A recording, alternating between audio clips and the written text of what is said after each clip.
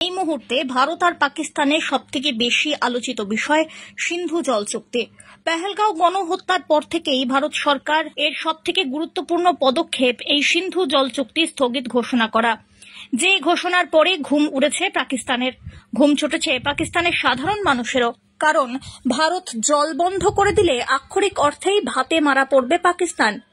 এবার একটু ভালো করে বুঝে নেওয়া যাক প্রকৃতপক্ষে কি এই সিন্ধু জল চুক্তি। 1960 সালে ভারত এবং পাকিস্তান সিন্ধু জল চুক্তিতে স্বাক্ষর করে।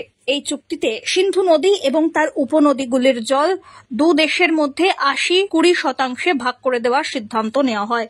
অর্থাৎ এই চুক্তি অনুসারে সিন্ধু নদীর 80% জল পাবে পাকিস্তান আর 20% জল পাবে ভারত।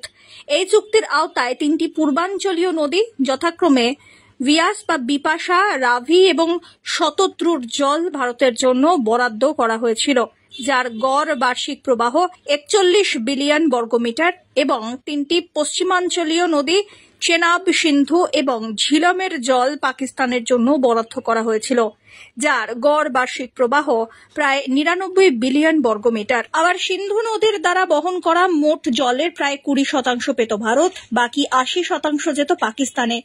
এই চুক্তি অনুযায়ী ভারত পশ্চিমাঞ্চলীয় নদীগুলির জল সীমিত পর্যায়ে সেচের জন্য এবং বিদ্যুৎ উৎপাদনে, এছাড়া নৌ চলাচল, মাছ চাষ ইত্যাদি কাজে সীমাহীন ব্যবহারের অনুমতি পেয়েছিল। পাকিস্তান বিশ্বের সবথেকে শুষ্ক দেশগুলির মধ্যে একটি। পাকিস্তানে গড় বৃষ্টির পরিমাণ প্রায় 240 মিলিয়ন।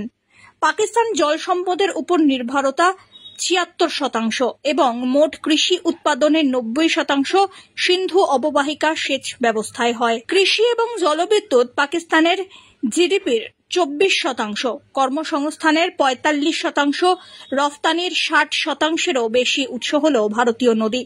তবে কাশ্মীরের পেহেলগাঁওয়ে জঙ্গি হামলার পর এবার ভারত ওই জলাধারকে হাতিয়ার করে সিন্ধু জল চুক্তি স্থগিত রাখার সিদ্ধান্ত নিয়েছে।